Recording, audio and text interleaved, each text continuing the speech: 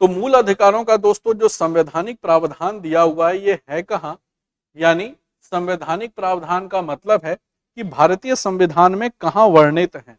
इसका मतलब होता है कि भारतीय संविधान में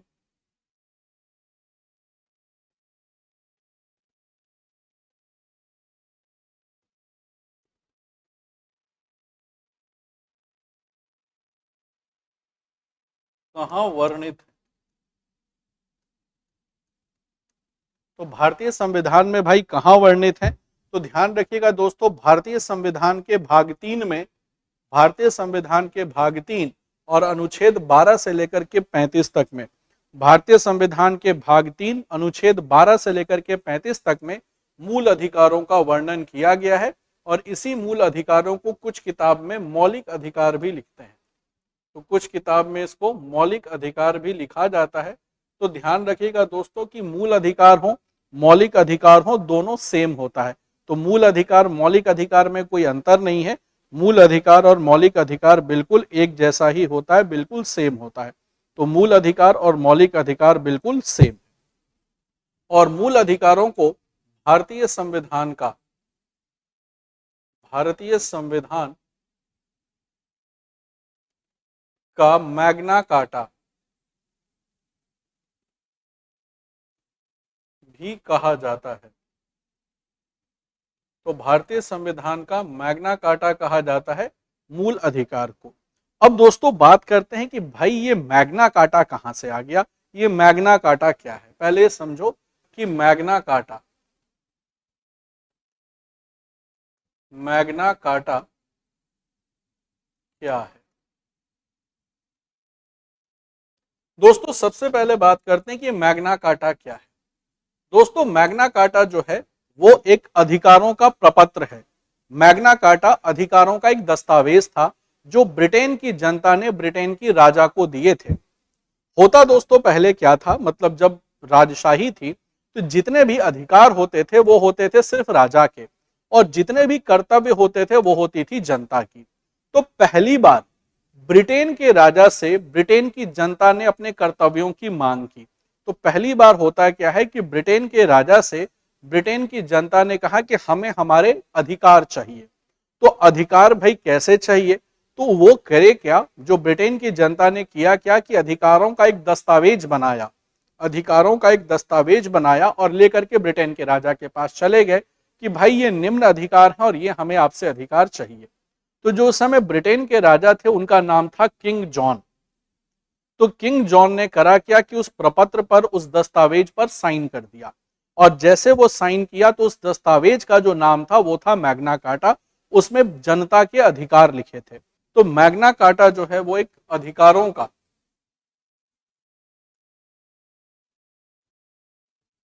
अधिकारों का जो दस्तावेज है जो,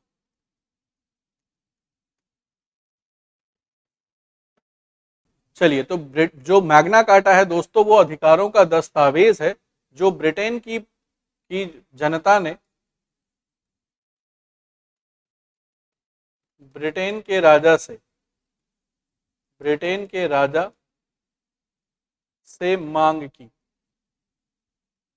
ब्रिटेन की जनता ने, ब्रिटेन की जनता ने ब्रिटेन के राजा से मांग की, और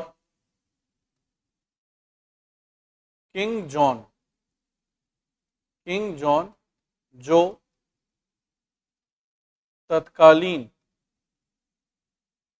ब्रिटेन के राजा थे,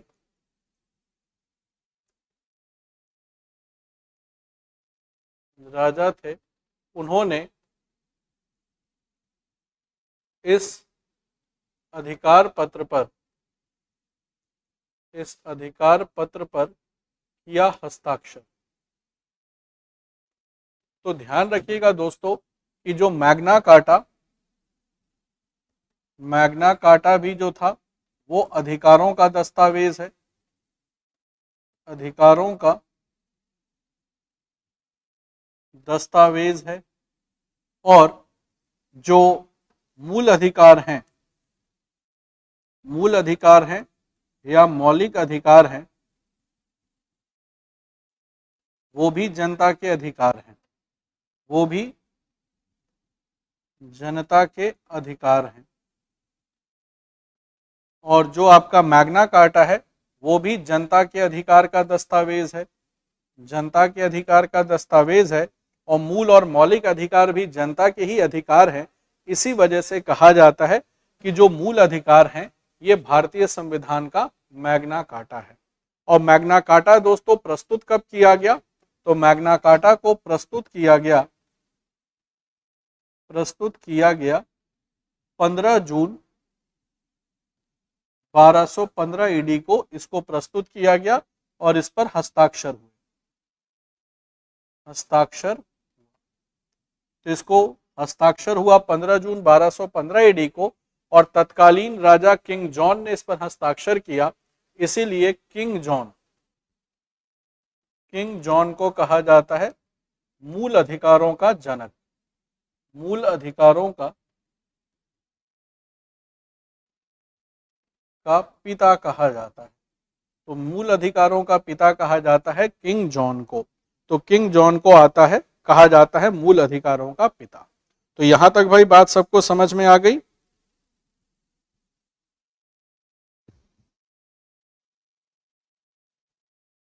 यहां तक भाई सबको क्लियर हो गया?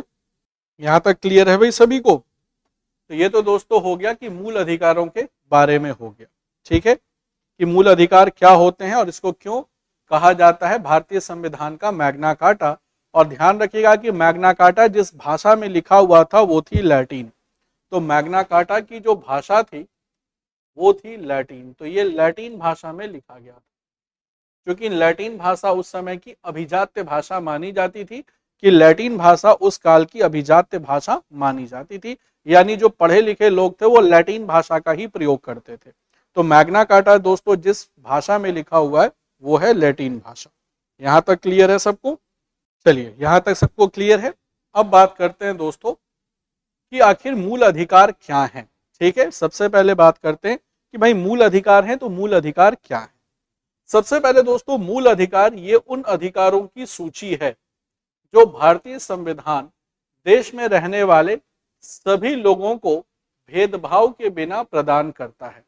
तो मूल अधिकार दोस्तों वैसे अधिकार हैं, वो अधिकार हैं जो भारत के देश का संविधान भारत में निवास कर रहे लोगों को बिना किसी भेदभाव के देता है।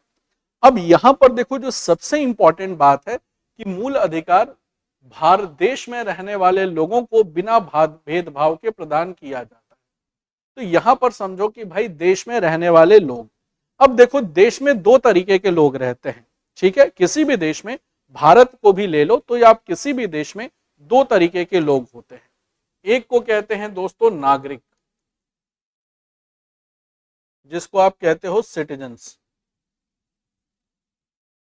और एक होता है विदेशी, जिसको आप कहते हो एलियंस। पॉलिटिकल साइंस में एलियंस कहते हैं। और देखो एलियन दो तरीके का होता है, एक होता है एनिमी और एक होता है फ्रेंडली। एक होता है एनिमी और एक होता है फ्रेंडली। देखो एनिमी एलियंस वो एलियंस होते हैं जिन देशों के साथ भारत की जो राजनीतिक, आप कह लो कि जो राजनीतिक स्थिति है वो तनावपूर्ण हो। तो जिन देशों के साथ भारत की राजनीतिक जो स्थिति है अगर तनावपूर्ण है तो उस देश के लोगों को कहा जाता है एलियन एनिमी। जैसे मैं एक एग्जांपल की बात करूं तो पाकिस्तान, चीन, इनके जो नागरिक हैं भारत में रह रहे हैं, बहुत सारे देश के नागरिक रहते हैं, वीजा पर रहते ही हैं, तो उनको कहा जाता है एलियन एनिमी। और फ्रेंडली एलियंस उसको कहा जाता है कि जिनके साथ हमारी भारत की राजनीतिक स्थिति अच्छी, तो भारत की राजनीतिक स्थिति अच्छी है जिन देशों के साथ, तो उसको कहा जाता है फ्रेंडली एलियंस।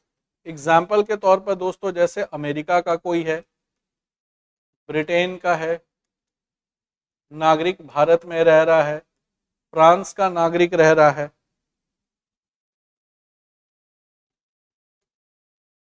जर्मनी का नागरिक रह रहा है तो इनके साथ भारत के राजनीतिक संबंध अच्छे हैं, तो वहां के जो नागरिक जो भारत में रहते हैं उनको कहते हैं फ्रेंडली एलियंस। और ध्यान रखिएगा दोस्तों कि ये जो फंडामेंटल राइट्स है ये फ्रेंडली एलियन को मिलता है, एनिमी एलियन को नहीं मिलता। तो ये जो फंडामेंटल राइट्स हैं ये मिलते हैं फ्रेंडली एलियंस को, फ्रेंडली एलियंस को मिलते हैं। तो जो फंडामेंटल राइट्स होता है दोस्तों, मूल अधिकार होते हैं, ये सभी को नहीं दिए जाते विदेशों में, विदेशियों में, ये दिए जाते हैं फ्रेंडली एलियंस को, यानी जो जिनके साथ हमारे देश की स्थिति अच्छी है उनको दिया जाता है। ठीक है। और मैं एक एग्जाम्पल की बात करूं कि कौन कौन से फंडामेंटल राइट्स मिलते हैं, कौन से मूल अधिकार, मूल अधिकार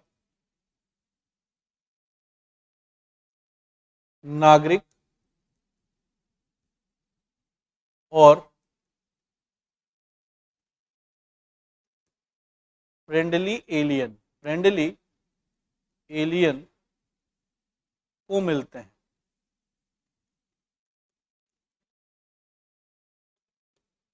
दोनों को मिलता है। एग्जाम्पल के तौर पर आप लिख सकते हैं अनुच्छेद 14 जो अभी हम लोग पढ़ेंगे भी, अनुच्छेद 14, अनुच्छेद 20, अनुच्छेद 21, अनुच्छेद 21 ए और अनुच्छेद 22 से लेकर के 28 तक। ये सारे के सारे अनुच्छेद हैं दोस्तों, ये नागरिकों को तो मिलते ही हैं, नागरिकों को ही मिलते ही हैं, साथ ही साथ फ्रेंडली एलियंस को भी मिलता है। ये नागरिकों के साथ साथ फ्रेंडली एलियंस को भी मिलता है। यहां तक बात सबको समझ आ गया? ये नागरिकों के साथ साथ फ्रेंडली एलियंस को भी मिलता है। यहां तक सबको क्लियर है? चलिए थोड़ा मैं बड़ा भी लिख देता हूं। और मूल अधिकारों की मांग कब की गई? तो देखो मूल अधिकारों की मांग कब की गई, तो वो की गई 1931 के कराची अधिवेशन में भारतीय राष्ट्रीय कांग्रेस की। तो पहली बार जो दोस्तों मूल अधिकारों की मांग की गई, प्रथम बार जो मूल अधिकारों की मांग की गई वो की गई 1931 के कराची सेशन में। और इस सेशन के जो अध्यक्ष थे वो थे सरदार पटेल, सरदार वल्लभ भाई पटेल। इस सेशन के जो अध्यक्ष थे वो थे सरदार वल्लभ भाई पटेल। और फंडामेंटल राइट्स हमने लिया कहां से है, किस देश के संविधान से लिया है? तो फंडामेंटल राइट्स भाई हमने लिया है संयुक्त राज्य अमेरिका के संविधान से, यानी यूएस के कॉन्स्टिट्यूशन से। तो हमने ब्रिटेन वाला मॉडल नहीं लिया, हमने लिया है अमेरिकन मॉडल। तो जो फंडामेंटल राइट्स हैं दोस्तों भारत में, वो आपका अमेरिकन मॉडल पर आधारित है। यहां तक बात सबको समझ आ गई? अब एग्जाम की तैयारी को और बेहतर करने के लिए हमारे चैनल को लाइक, शेयर और सब्सक्राइब करना ना भूलें।